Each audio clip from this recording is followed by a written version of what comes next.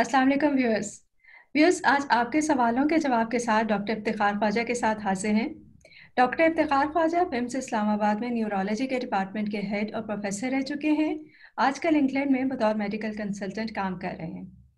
अस्सलाम वालेकुम डॉक्टर साहब। अस्सलामुअलैकुम ज़री, अस्सलामुअलैकुम नाज़रीन।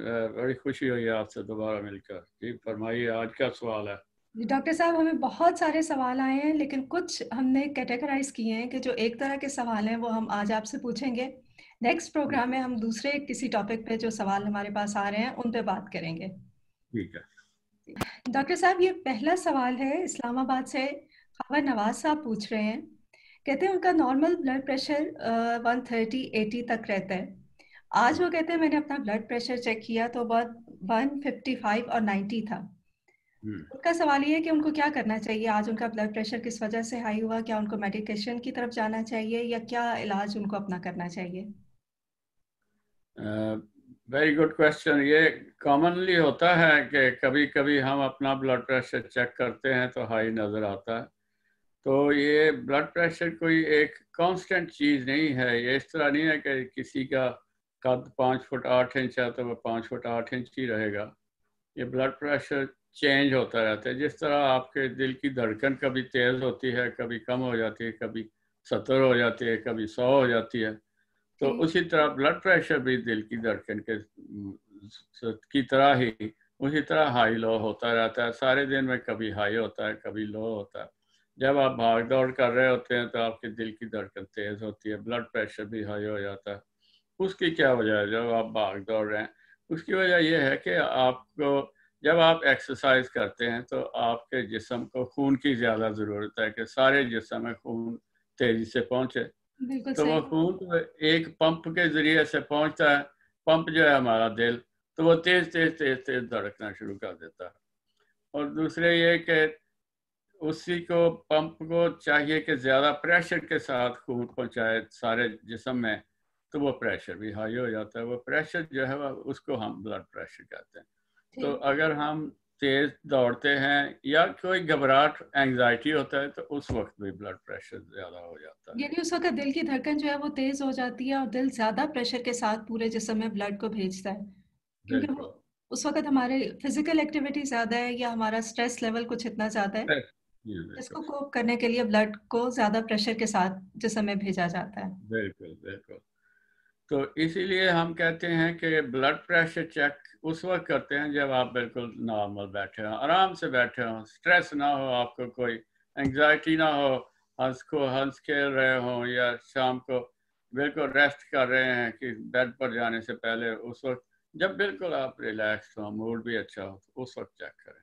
ठीक, तो डॉक्टर साहब मुझे समझ आई है कि ये जो एक दफा 155 और 90 है, तो ये सिर्फ एक दफा ही है, इस पे परेशानी वाली कोई बात नहीं है। ये इससे कोई परेशानी की बात नहीं, जी नहीं। किसी मेडिसिन की तरफ या किसी और इलाज की तरफ नहीं इनको जाना चाहिए। किसी मेडिकेशन की उसको चेक करने, ब्लड प्रेशर मैंने बताया चेक करना है तो आप रिलैक्स होकर बैठें। और जब आप चेक करेंगे, हफ्ते में 2-3 दफ़ा बेशक चेक कर लें, एक महीने का चार्ट बना लें, उसमें देखें कि वो नॉर्मल आपका ब्लड प्रेशर कितना होता है, आपको खुद ही पता चल जाएगा। डॉक्टर साहब अक्सर ये भी सवाल किया जाता है कि 60 साल की उम्र के बाद ब्लड प्रेशर नॉर्मली हाई रहता है। अगर वो 150 या 160 तक पहुंच जाता है तो उसको नॉर्मल ही समझना चाहिए। तो क्या ठीक है। ये बात दुरुस्त है कि 60 साल की उम्र के बाद ब्लड प्रेशर हाई रहना चाहिए? मैंने एक दफ़ा जब आपको ब्लड प्रेशर की मिसाल दी थी तो मैंने बताया था कि आप एक रबड़ का पाइप लें जिससे बाग को पानी देते हैं और बिल्कुल। वो पीछे आपने लगाया हो, पंप लगाया हो।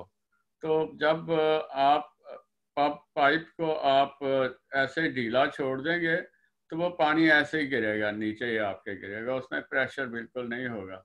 लेकिन नहीं। अगर आप जब पाइप को पिंच करेंगे इस तरह, तो वो प्रेशर उसका ज़्यादा हो जाता है, दूर तक जाता है। तो आपने देखा होगा बूटों को पानी देने के लिए आपका माली इसी तरह दबा के देता है दूर से बिल्कुल, बूटों जब वो दूर से करना को। होता है, बिल्कुल। प्रेशर उसने ज़्यादा करना होता है।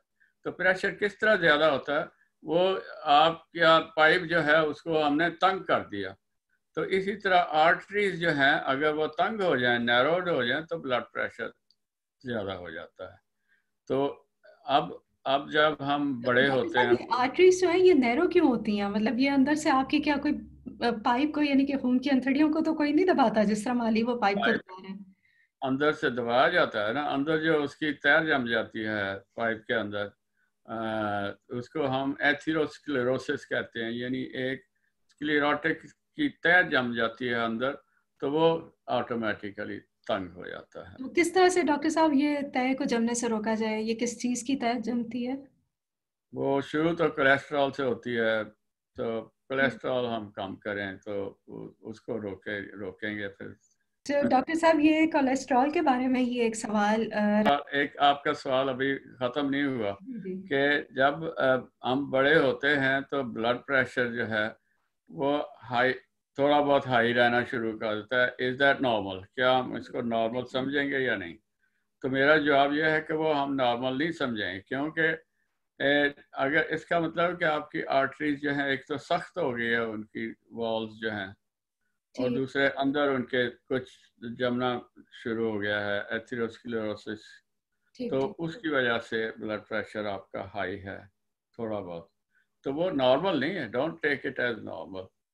तो ठीक। नॉर्मल रीडिंग हम फिर भी कहेंगे कि जब आपकी एज ज़्यादा हो जाती है तो नॉर्मल रीडिंग हम फिर भी वही मानेंगे जो कि आपकी जवानी में मानी जाती है।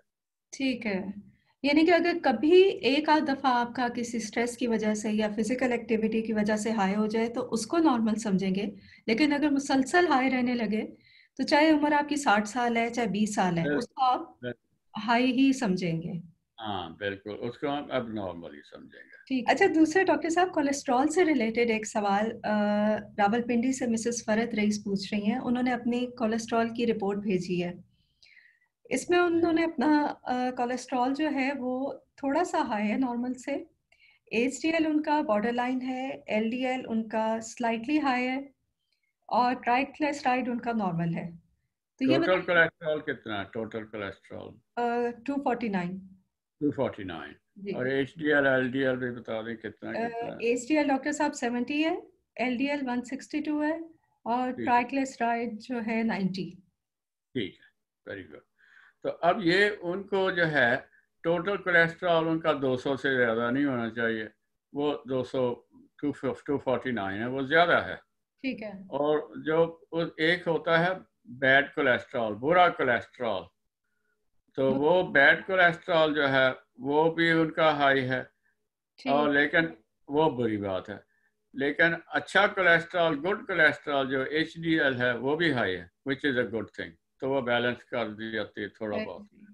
तो सबसे पहले उनको क्या करना चाहिए? होपफुली उन्होंने ये फास्टिंग लेवल करवाया होगा।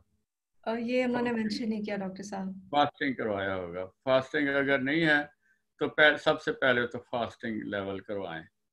तो वो ठीक। अगर जो हाई नज़र आते हैं लेवल, अब मैं आपको, अगर आपके पास टाइम है तो आपको बता दूं कि कोलेस्ट्रॉल बनता कैसे है। बिल्कुल डॉक्टर साहब, बताइए। कोलेस्ट्रॉल जो है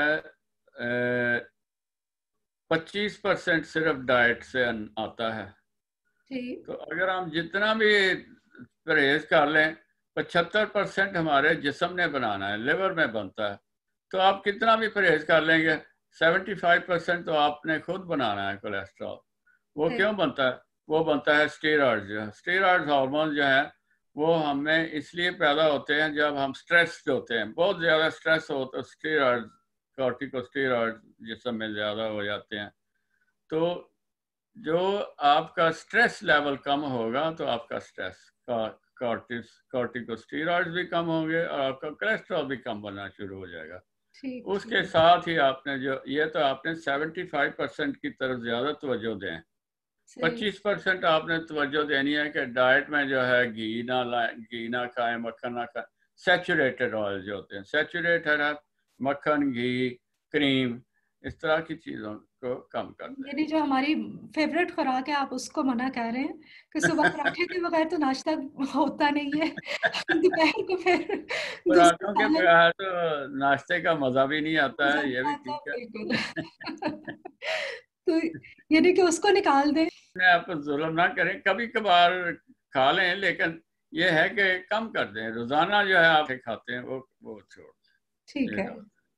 यानी कि अपनी खुराक, और ज्यादा जो आप कह रहे हैं कि 75% जो है वो आपका स्ट्रेस की वजह से आपका ये कोलेस्ट्रॉल बनता है। बिल्कुल बिल्कुल। ठीक, स्ट्रेस को कम करें। स्ट्रेस को कम किया जाए। अच्छा डॉक्टर साहब, ये एक और सवाल हमें इस्लामाबाद से ही भेजा है। वो कह रहे हैं कि सर्दी के मौसम में जोड़ों में बहुत दर्द होता है, तो उनको किसी डॉक्टर ने बताया है कि जोड़ों के दर्द के लिए पाए खाए जाएं, ये जो बकरों के पाए वगैरह होते हैं, इनके खाने से ये जोड़ों का दर्द कम हो जाता है। तो सवाल उनका ये था कि ये पाए खाने से कोलेस्ट्रॉल तो नहीं बढ़ जाता है? वो क्या सेफली पाए खाए जा सकते हैं जोड़ों के दर्द के लिए? ओके, आप देखेंगे पाए जब आप पकाते हैं तो वो बिल्कुल पतला होता है, उसका शोरबा जब छोड़ देते हैं तो वो गाढ़ा हो जाता है। बिल्कुल, तो वो जेली की जेली तरह सी बन चिपकते हैं। जाती है, जेली सी बन जाती है। तो अब डॉक्टरों का ख्याल है कि जोड़ में अगर हम उसी उसी सब्सटेंस को, हाइलुरोनिक एसिड को इंजेक्ट करेंगे तो जोड़ की जो सरफेस है उसके दरमियान वो एक लुब्रिकेंट सा बन जाता है, तो वो लुब्रिकेट करता है जोड़ को। तो इसलिए समझा जाता है कि पाए खाएंगे, खाने से भी वो जोड़ों तक कुछ ना कुछ तो पहुंचेगा उसका असर। तो जी, आई डोंट नो, मुझे पता नहीं कि कंट्रोल ट्रायल इसके लिए कुछ किया गया है या नहीं, लेकिन कोई हर्ज नहीं, पाए वैसे भी मजेदार चीज़ बिल्कुल। है। मैं तो लाहौरी तो वैसे ही पाए के बहुत शौकीन होते हाँ, हैं, लेकिन लेकिन उसमें वो जो घी वगैरह ज्यादा डालते हैं वो कम कर दें। डॉक्टर साहब सवाल उनका ये था कि पाए खाने से फिर कोलेस्ट्रॉल तो नहीं बढ़ जाता? वही है, मैंने कहा ना कि घी वगैरह अगर ज्यादा डाला हुआ तो उससे कोलेस्ट्रॉल उससे घी भी से बढ़। बढ़ेगा, और पाए का अगर वैसे शोरबा बना लिया जाए जिसमें घी का इस्तेमाल कम हो, तो हाँ, फिर वो सेफ है खाना। It's good good, I think it's good. बहुत शुक्रिया डॉक्टर साहब, आपने बहुत अच्छी तरह से सवालों के जवाब दिए। और डॉक्टर साहब, आपके तरीका इलाज में जो सबसे अच्छी बात मुझे ये लगती है कि बजाय एक लंबी लिस्ट दवाइयों के देने के, आप लाइफस्टाइल चेंज और डाइट चेंज पे ज़्यादा फोकस करते हैं।